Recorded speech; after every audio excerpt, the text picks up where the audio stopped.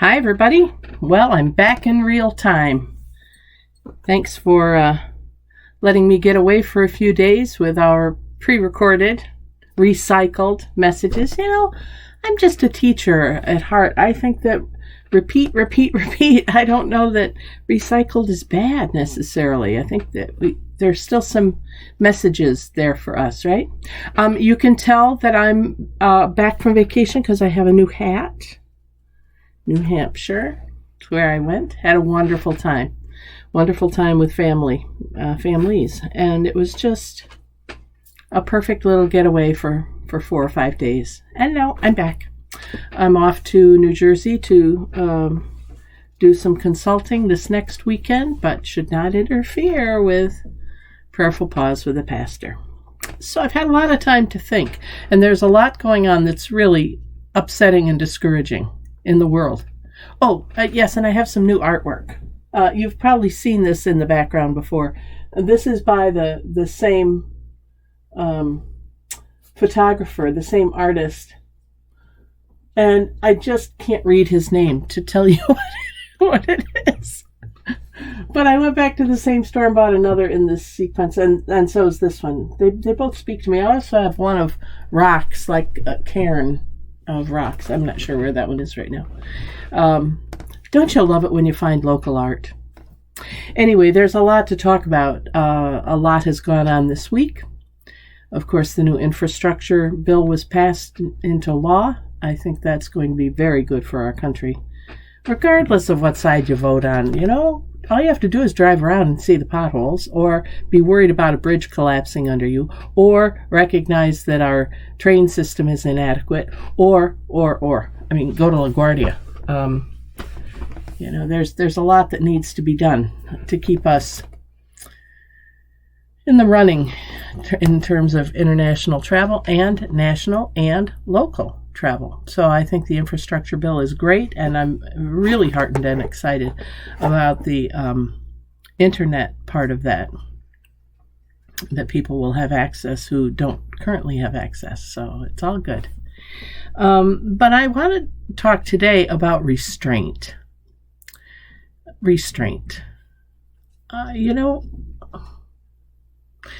I know that I've shared here in the past a story about when I was a little girl and my dad took me out in the yard and said, just swing your arms around, and I held them up and we were both twirling with our arms out. It was quite a sight as I think of him now, being, in his 50s then, a grown man, probably in his suit. He probably came home from school with that. And we're out there twirling around, and all of a sudden he gets closer to me, and I stopped. I put my arms down. He said, why did you stop? And I said, because I don't want to hit you. And he said, that's right. He said, you have the right to swing your arms as much as you want, as long as, I am not in your zone where you would hit me. I'm not close enough. And whether I moved toward him or he moved toward me, it didn't matter. It was that somebody would get hit. I would be hitting somebody, and that was not okay. So then, he went on to say that I could, hello, yes, hi, Kitty. She's glad to have me home, too. He went on to say that that's kind of how it is with freedoms in life. It's okay. We have all the freedoms we want until our freedoms involve someone else or impede someone else's freedoms or invade their space. I was struck today in the news where there was a member of one of the two political parties who published a cartoon an anime in which this person was attacking and killing a colleague of the opposite party.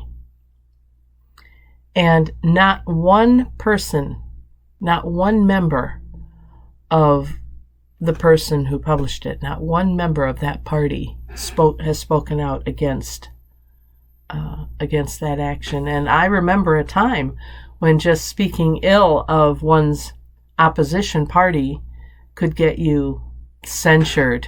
And if you did worse, it could get you taken off committees. And if you did worse, it could get you expelled from the Senate or the House. And none of that is happening. There's not even discussion about how wrong this is.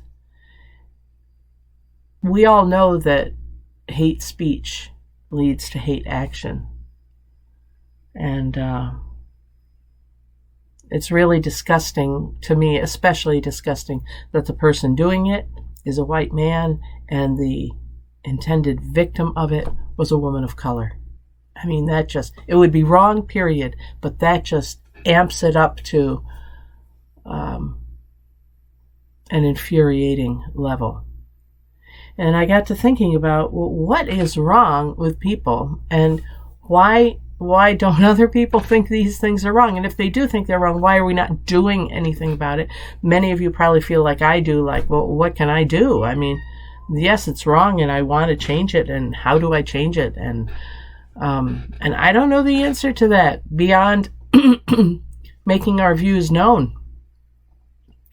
So this is one of the ways that I make my view known, but it's also making it known to our representatives in Washington, our lawmakers, that they need to be law keepers. You know, we have the right to do a lot of things. That doesn't mean that we should. They have the right now to not approve the president's candidates for ambassadorships. But what I heard recently is that there have only been 6 or is it 9 approvals out of 107 ambassadorships. And it's just because 1 or 2 members of the opposition party are playing games with the rules of the Senate. Get out of there. That just is so abhorrent to me. You know, play by the darn rules, and the ways that we are supposed to be is that when somebody wins, we help them. We don't have to help them get reelected, but we don't make them. And I felt this way regardless of the position. You know, the guy or gal someday, the guy who won gets to hire the people he wants. That's just who we are. And try harder next time to win. The word restraint comes up, and that's what made me think of my dad. It's like some of these politicians, but other leaders also, not just in Washington, they're out there flailing their arms around, and they're so insistent that they have the right to do that they will come flailing them around so that they hit us. It's like heat-seeking missiles to us. Where's the restraint that just because we can do something doesn't mean that we should do something? Just because somebody's old enough to father a child does not mean that they should, right? At 13 or 14? I mean, give me a break. So I'm just sort of beside myself with that understanding and wondering about restraint. And then it's kind of interesting. I remember feeling in high school something, I don't remember what it was that happened, but I remember this sense of feeling sort of puffed up that I can't do that because I need to respect this other person. And I felt good about my self-restraint because of the greater virtue of respecting that other person. Did you ever feel that way? I'm sure you did. That you felt, no, this is the right thing to do, so I'm just not going to do that. I'm not going to say that. I could say this that would embarrass them. I could say this that would anger them. I could say this that might even get them to lose their job. But that's not necessarily what I should be doing. I need to restrain myself. And I just think that there is a real loss of self-restraint in this society today. And it saddens me greatly. It concerns me about the future, of course. Then where is that in terms of our faith? How does restraint work into our faith? Well, for me, it governs my self-restraint. It tells me how to interact. It tells me that I can love the person, but still disagree with them. Because they are a child of God, I can respect them. It tells me that I need to center in my faith so that I act responsively, and responsibly. And so that I am restraining where I should be restraining. It's not up to me to tell somebody else how to live, but it is up to me to stand up for the rights of others, including myself. It's up to me to live as Jesus did. And he certainly practiced restraint. If someone slaps you across the face, turn the other cheek. How hard is that? If you know you're going to get walloped again. If somebody wants your cloak, give them your shirt too. That's restraint. I think of the great civil rights leaders and the movements, not only MLK, but many of the others, Cesar Chavez, and all kinds of movements in our country's history and world history, Mahatma Gandhi, that have been successful because people maintained that self-restraint. That has a lot more power than overpowering someone else. I don't know what to do with that today. I'll leave that up to you. But maybe it's an invitation for all of us to practice self-restraint today in whatever little or big ways we can. Like not hauling off and throwing the cat off the desk. Self-restraint,